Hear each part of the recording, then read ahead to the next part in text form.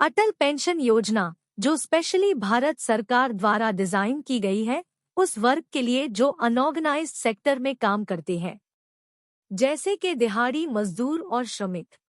यह योजना 60 वर्ष की आयु समाप्त होने पर सभी भारतीयों को गारंटीकृत मासिक पेंशन प्रदान करने के लिए स्थापित की गई है। वित्तीय वर्ष 2015-16 के बजट के दौरान हमारे देश के प्रधानमंत्री श्री नरेंद्र मोदी द्वारा कुछ पेंशन और इंश्योरेंस की स्कीम्स की घोषणाएं की गई थी, जिनमें से एक अटल पेंशन योजना है। इस योजना को भारत सरकार द्वारा 1 जून 2015 से शुरू किया गया है और इस योजना का नाम हमारे पूर्व प्रधानमंत्री श्री अटल बिहारी वाजपेयी जी के नाम से लिया गया है। इस योजना का मुख्य उद्देश्य सभी भारतीय नागरिकों को अपने रिटायरमेंट लाइफ की प्लानिंग करने के लिए प्रोत्साहित करना है। इस योजना का लाभ लेने के लिए आपको अपने बैंक में संपर्क करना होगा और एक एप्लीकेशन फॉर्म भरना होगा।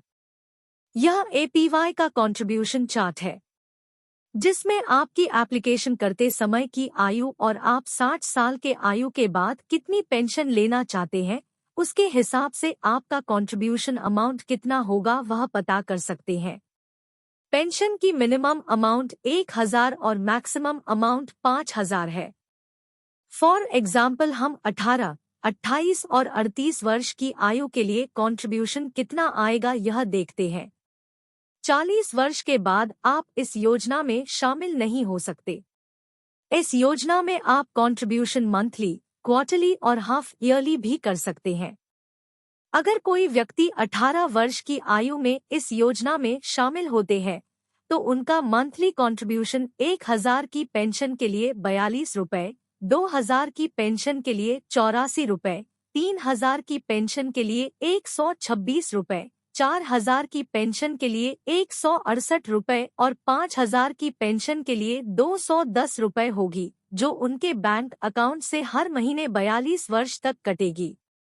उसी तरह अगर कोई 28 वर्ष की आयु में इस योजना में शामिल होते हैं तो उनका मंथली कंट्रीब्यूशन 1000 की पेंशन के लिए 97 रुपए, 2000 की पेंशन के लिए 194 रुपए, 3000 की पेंशन के लिए 292 रुपए, 4000 की पेंशन के लिए 388 रुपए और 5000 की पेंशन के लिए 485 रुपए होगी, जो उनके बैंक अकाउंट से हर महीने 32 वर्ष तक कटेगी।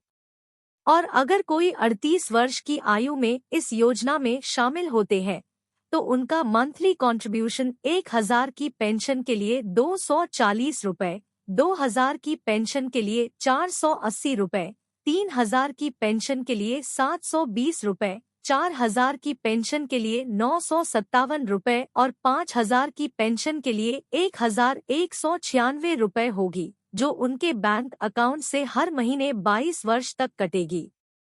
यहाँ हम 5000 पेंशन के लिए कुल कितना कंट्रीब्यूशन जमा होता है यह देखते हैं।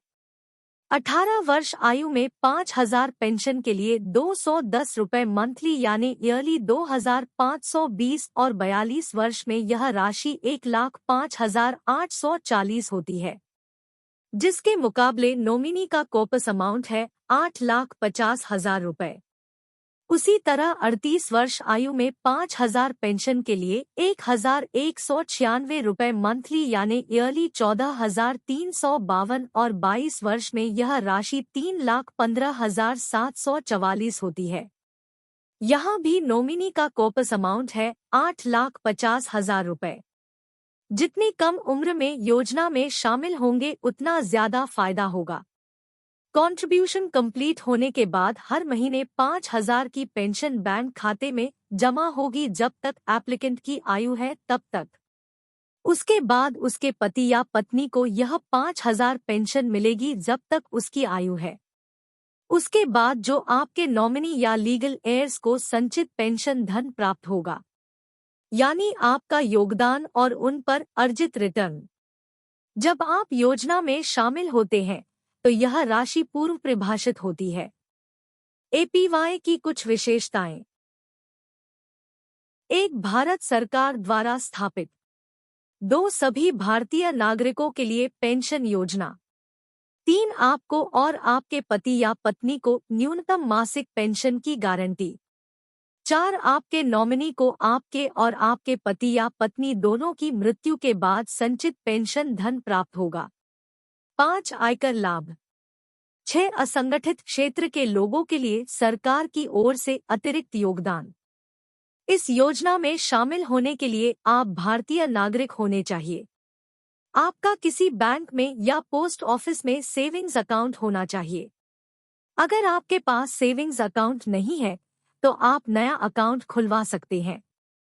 आपकी आयु 18 से 40 वर्ष के बीच होनी चाहिए। आप इनकम टैक्स पेयर नहीं होने चाहिए। इस योजना के शुरुआत में इनकम टैक्स पेयर भी इस योजना का लाभ ले सकते थे, लेकिन 1 अक्टूबर 2022 से इनकम टैक्स पेयर इस योजना में शामिल नहीं हो सकते। अगर आप टैक्स पेयर हैं और आपने गलती से इस योजना में अकाउंट ओपन किया है तो आपका अकाउंट बंद कर दिया जाएगा और आपकी जमा राशि आपके सेविंग्स अकाउंट में जमा कर दी जाएगी। इस योजना में एक व्यक्ति एक ही अकाउंट ओपन कर सकता है। यदि आप अन्य रिटायरमेंट स्कीम्स के सदस्य हैं, जैसे कि ईपीएफ, एनपीएस, पीपीएफ वगैरह, फिर भी आप इस योजना में अकाउंट ओपन करवा सकते हैं। योजना में शामिल होने के बाद आप मंथली पेंशन राशि को बदल सकते हैं, लेकिन आप एक वित्तीय वर्ष में एक ही बार इस सुविधा का लाभ ले सकते हैं। मंथली पेंशन के चुनाव के मुताबिक आपके मंथली कंट्रीब्यूशन में भी बदलाव होगा। यदि आपके कंट्रीब्यूशन के रिटर्न्स आपके मिनिमम मंथली पेंशन से अधिक होंगे तो आप अधिक पेंशन के हकदार हो सकते हैं, और आपके कंट्रीब्यूशन के रिटर्न्स आपके मिनिमम मंथली पेंशन से कम होंगे तो आपको मिनिमम गारंटीड पेंशन मिलेगी और जो नुकसान होगा वह सरकार भरेगी। हर महीने आपको यह सुनिश्चित कर लेना होगा कि आपके कंट्रीब्यूशन के कटौती के तारीख पर आपके सेविंग्स अकाउंट में पर्याप्त बैलेंस है। यदि आपकी किश्त अपर्याप्त बैलेंस के वजह से रिटर्न होती है तो बैंक आपको पेनल्टी चार्ज कर सकती है। यदि आप किश्त भरना बंद कर देते हैं तो आपके अकाउंट में मेंटेनेंस चार्ज लगेंगे और आपका अकाउंट जीरो बैलेंस हो जाएगा। जीरो बैलेंस की वजह से आपका एपीवाई अकाउंट बंद हो जाएगा। इस योजना में 60 वर्ष की आयु से पहले 2 अवस्था में खाते को समय से पहले बंद करने की अनुमति है। एक, यदि खाता धारक की मृत्यु या बीमारी की अवस्था में समय से पहले बंद करने की अनुमति है। 2, और यदि आप स्वेच्छा से योजना छोड़ना चाहते हैं। यदि आपको वीडियो अच्छी लगी तो लाइक और शेयर जरूर करें। धन्यवाद।